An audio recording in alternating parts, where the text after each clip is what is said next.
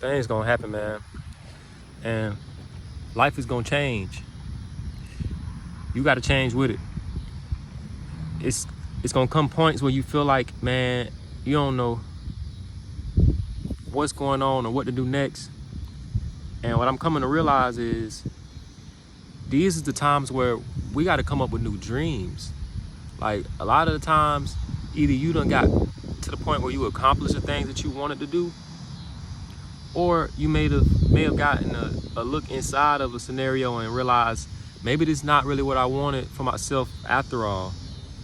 And you can't just leave it right there. Like you got to define yourself again. Like you got to come up with a new vision, a new goal, a new dream, something to be excited to get up and do and go after. This our life, you know, like it's up to you what you gonna make of it.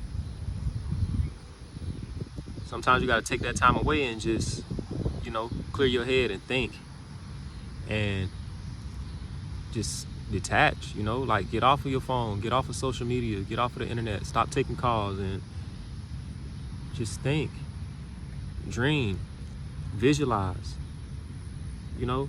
That'd be the best thing for you sometimes, just if you could just sit still long enough and just ask yourself, man, what would it be like if I did this? Or maybe if I did that with it, like, or maybe if I did it this way, like, we got that power, you know. I know me for a fact, bro, it's been multiple times where I done locked in and focused on something, not even intentionally like trying to do it, just like dreaming. And I'll get so deep in like a visualization, I'll start seeing specific things, and next thing you know, it's like it might be a month later, a couple months later, I don't really know sometimes, because I don't be keeping track of the time, because I don't be thinking it worked like, you know, like that. But now I'm realizing it does. But it'll be the exact same thing that you visualized. It might not come to you in the exact way that you thought it'll come, but you'll be surprised. It's almost like surreal, man. Like, and I be kind of like getting on myself because I know this, and that's the hardest part, like remembering these things, keeping it in the top of your head, like at all times. When I go out, when I wake up in the morning, for this day, when I started, I wanted to go like this. Not just jumping up and go running out the door. Jumping up and going running out the door is leaving yourself susceptible to anything. And that's what I'm starting to realize, because I was never the nigga, like, bro, I was never gonna get up early. I promise you. Since a kid, like, I always stayed up late. I never had no bedtime, no curfew, none of that. So, like, I got to discipline myself. But if you get up early, you give yourself time to set the tone for your day. What do I want to do? What do I want to accomplish? How does this look to me? What is an ideal good day for me? It's a question most of us don't ask. I know I don't ask myself that question that often. I wish I could, and I'm working on it. You know, it's a work in progress. But every day, like, that's a good question to ask. If you ain't got nothing else, you wake up, that's a good thing to ask yourself before you start talking to anybody, before you look on your phone, before you do anything. It's just like, thank God I'm here. You know, like, I'm blessed. I got another 24 hours. And now that I'm here, before I start my day, what does a good day look like to me? How can I be successful? How can I win? How can I be happy? How can I lay down in bed tonight, the same bed that I woke up in, and lay back and just feel good? You know, like, just feel satisfied, feel proud, feel happy to be me. Like, man, that was a good day. Like, that was amazing. It's our life. And that's what I'm starting to realize. Just, you have these memories and you feel like you still could go right back to these points like it was just yesterday. But time gonna keep going. The more you live, the further those points get away from you.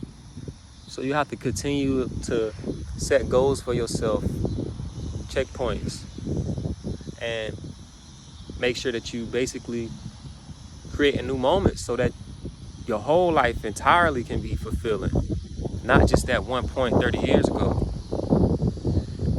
And that's up to you. You know, you might not want what I want. You might want more, you might want less, but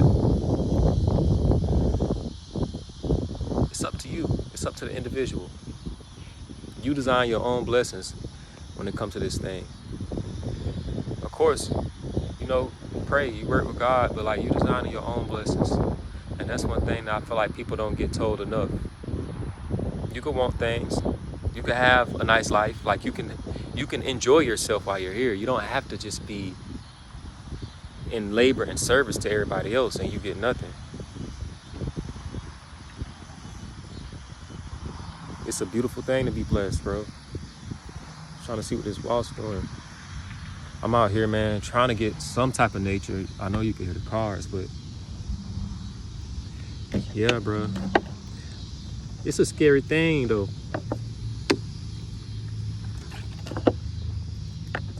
Redesigning your life. And I feel like I know how to do certain things, and then I get to a point and I get nervous, and I know even recently, like I feel like I was reintroducing a lot of things back into my life where it is not necessarily good for me. And I had some people that showed some type of concern, and I kind of approached it like, you know, I got it under control, but you know, I had to take what they said into account. I had to think about it, because even if you do got it under control, it's just one less thing to worry about, and it's just less risk. It's just better when you could just lock in and focus on your flow. Like, if you were a fish, you going with like the flow of the current that you're in.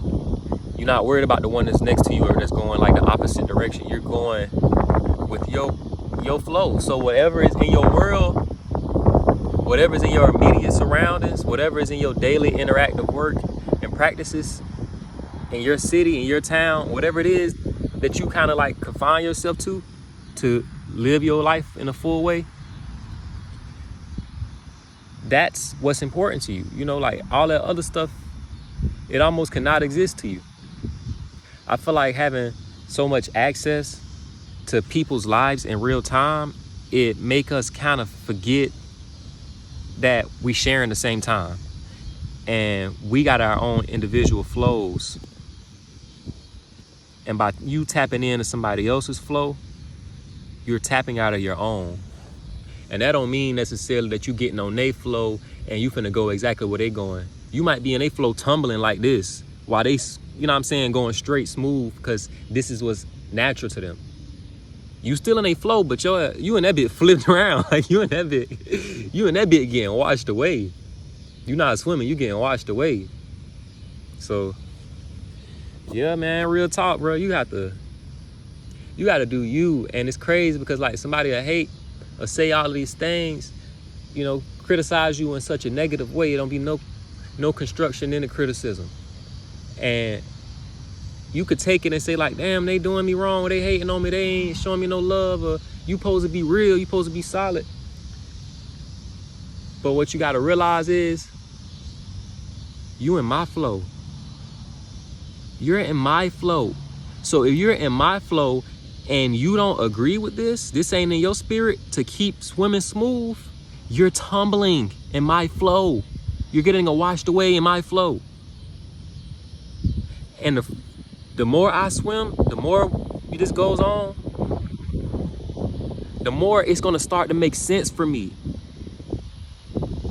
Unfortunately, for somebody that's tumbling, it's gonna take a toll on them because you're not living in your truth. You gotta do you. Don't worry about nobody hating, don't worry about no negative criticism. Don't worry about it, even if it's your family, because in time, I'm telling you, you gonna be the one that everybody look at and make it seem, I ain't gonna say make you think, but make it seem like you was the one all along, and everybody believed that all along. And you can't even be mad at them because hindsight is 20/20. And when you look back, it's so much easier to connect the dots. But you know what you're doing because you're in your flow.